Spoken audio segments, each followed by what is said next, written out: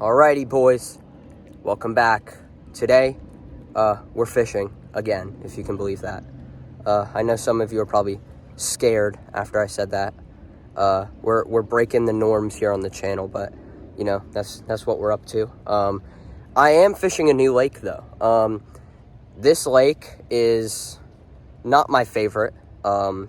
This lake is pretty pressured, and I haven't caught too many giant fish in here, right? But I know they're in here, so I wanted to change it up today. And yeah, that's why we're here. I have actually filmed a few videos here, but I don't think any of them were that good. But hopefully today is different. First, we're starting off with the Bellows gill, 5.8.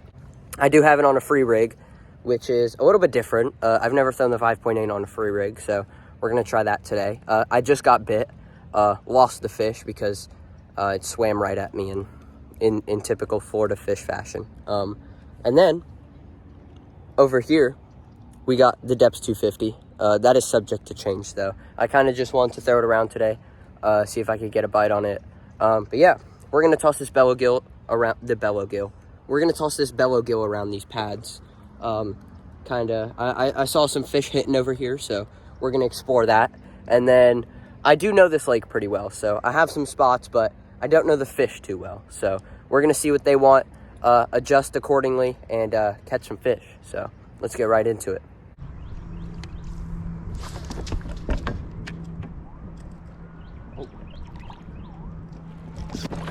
Oh my God, dude. Oh, nice one. Please don't come off. Oh my gosh, that was crazy. My drag gun is slipping there. Oh nice. I need that. Awesome. Alrighty, boys. Look at that. First one of the day that we've landed. Pretty nice one, actually. First one of the day. Not a bad one on the 5.8. Look at it in there. I was just skipping it on the free rig because this is the best skipping bait ever. She came out and smoked it. I hope you can see that on GoPro. That was awesome. Perfect hook set. Amazing. All right, one last look at her. Nice fish to start the day. Probably a 2-pounder, but with this lake, you know, I'm happy with anything. See you, girl.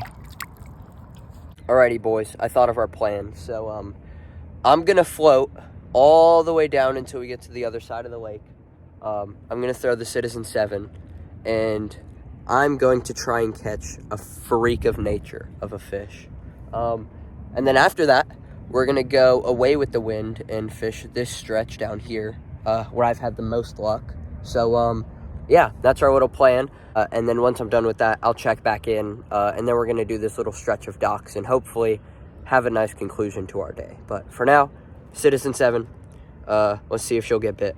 Alrighty, boys, I hope the wind isn't messing up my audio too much, but we just floated the whole lake, and we're coming to an end up here, so we're gonna hit the stretch of docks that I was talking about before. I honestly thought the dragging was pretty fun. I'm not a fan of it at all, but today I kind of enjoyed it. It gave me a good idea of what the lake is, what the bottom is like. I usually don't drag bottom here because I don't like it in general, but it kind of just helps me get a visual of the bottom of the lake, which is usually where the biggest fish are, honestly. And I would describe this lake as kind of like a lunch tray lake. And if that doesn't make sense, let me explain it real quick. So in school, or maybe in prison, you get these lunch trays that kind of have 3 different sections in them. And one may be like, whoop, and then one may be droops down really far, and then one may just be like flat. Or maybe they're all the same depth, but that kind of reminds me how a lot of these Florida lakes are. They don't get too deep. There's not like a 6 foot left to right drop off that it goes from 10 foot to 60 foot. That just doesn't really exist. All these lakes are pretty flat and pretty shallow, so I'm glad I got an idea on what this one's like. I think there are some pockets that are deep that definitely hold big fish, but I'd have to drag more and find out where they are. But yeah, our float is coming to an end here, so I'm gonna tie on the frog for a little bit and see how that goes, and then We'll put on the bellows gill, maybe get one more, and then we're gonna tie on a swim bait, my favorite. But yeah, I'm gonna see if I can pull one out of these pads on the frog with 15 pound. And yeah, I don't know, we'll see how that goes.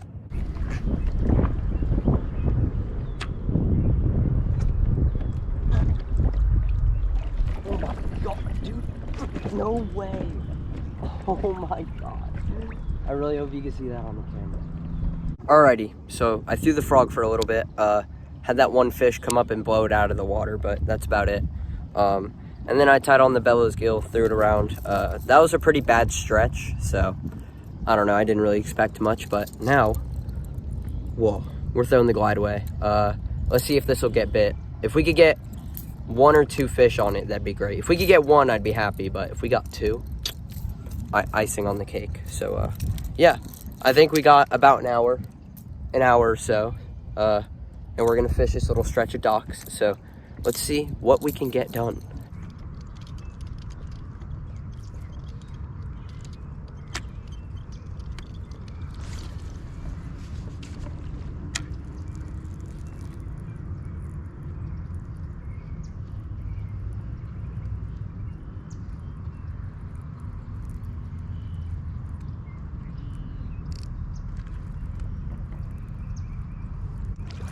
Oh my god. Oh my god. That's a nice fish. Come here. Oh my. Dude. Oh my god, if this fish wasn't so skinny.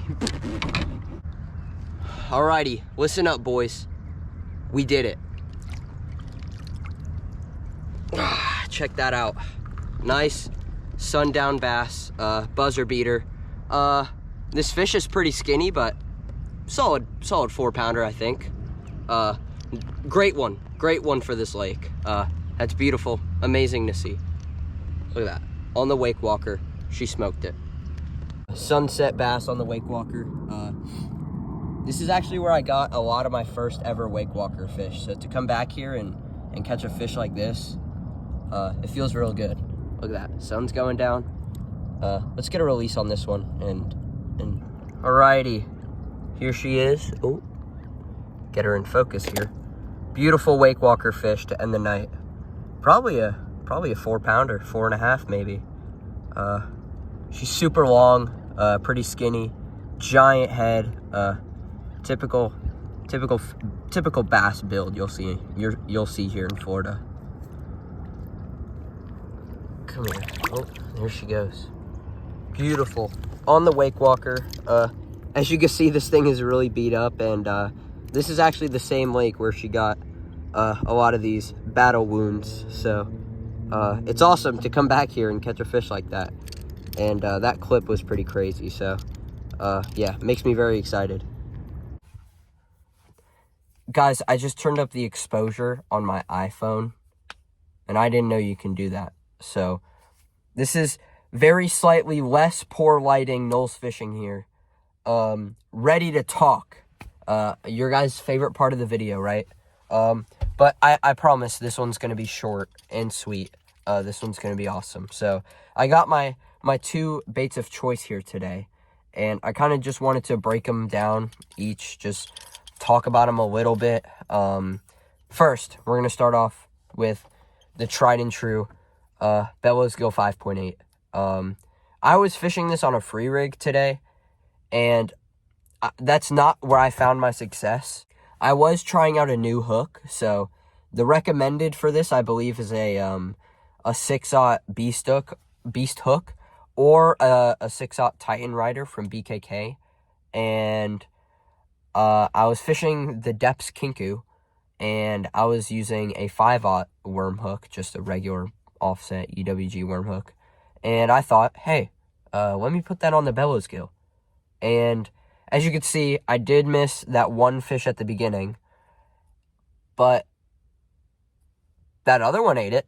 I think that other one was, or excuse me, the one that I caught was a little bigger than the one I lost. So I think that was just a fluke, honestly, on my part especially. I really messed up that hook set. She started swimming right toward me, and I did reel set, and I felt her weight, And, like, right when I set the hook, I was like, okay, maybe I should have. I know it's happening. This happened before. Like, she's swimming right toward me, and she's going to come off. So I kind of, I don't know. I kind of saw it coming, but, yeah, I really do love this bait. I've caught fish on it, just burning it in the middle of the water column, and the tail kind of does what it's doing now. It just freaks out, and then it stops, and kind of sits there right in front of him. And then it starts freaking out again, and it stops, and it sits right in front of him. They love this bait. Another tip is you can kind of bend your hook point up a little bit, and you want to keep it at a nice even point where you can still put the tip of the hook in the ribs, and it's not sitting all weird like that. If you could find a nice equilibrium between how bent up your hook is and how well it sits in the ribs, that's perfect. That's amazing. Yeah, Bella's Gill 5.8. Throw something big, throw something evil and scary, and I don't know if we're looking at the same bait, but this is both evil and scary. Next up, we got the Wake Walker. I don't know if I really have to talk about this bait more.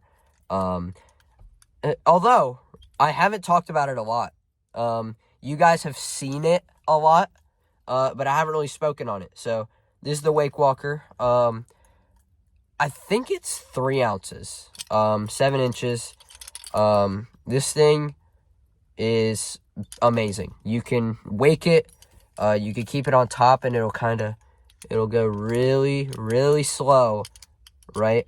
But the tail will go crazy. And those fish, I mean, if you're fishing more pressured water, and you know people are throwing wake baits, or maybe even other top waters, I think something super slow and steady like this, and the tail kind of just flops back and forth. You know, they come out of the water for it. They go crazy. This spot in specific, the one I was at today, I have caught a bunch of fish on this exact Wake Walker there. And, I mean, as you could tell, it's destroyed. But it really, it was super cool going back there and seeing that it still works and that those fish will still eat it. Granted, I was going like every day in the morning of the summer, and I was having very limited success. So I think I'll have to go back there one day on an all-day trip. Another thing you could do with this is you can crank it down. See with this big old bill right there. Oh, one thing I want to say that I was thinking about this earlier today. If you're worried, like if you've never owned a swim bait with a lip in it, and you're worried that it's gonna get in the way of the hooks or like landing fish, don't be concerned. It's like almost invisible. Like the fish don't care. And I used to think it was a big issue. Like I used to be really scared that this would get in the way, but it doesn't at all. I can't blame this thing for any fish that I have lost on this thing. But yeah, don't worry about the lip. You'll be fine. Anyways, another thing you could do with this bait is crank it, and it has a more aggressive wobble to it, and the tail still kicks like crazy. But it's, everything kind of is just crazier with this thing when you crank it. They don't care about the size. I've caught big fish and small fish on this thing, but yeah, sorry, I didn't mean to take up half the video here. But Wake Walker, Bellows Gill, literally my 2 favorite baits, and they both caught fish today. They got it done. I'm very happy about that. Thank you guys for watching. I really did hope you enjoy. And if you stayed for the yap sesh, I really do appreciate it. I hope these don't go to waste. I hope you guys take Knowles Fishing's River of Knowledge and run it dry, and you guys take every bit of knowledge that I have and do something great with it. But yeah, that's it. I hope you guys enjoyed.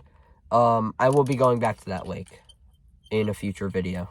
And I'll catch a teener. No, I won't. Later.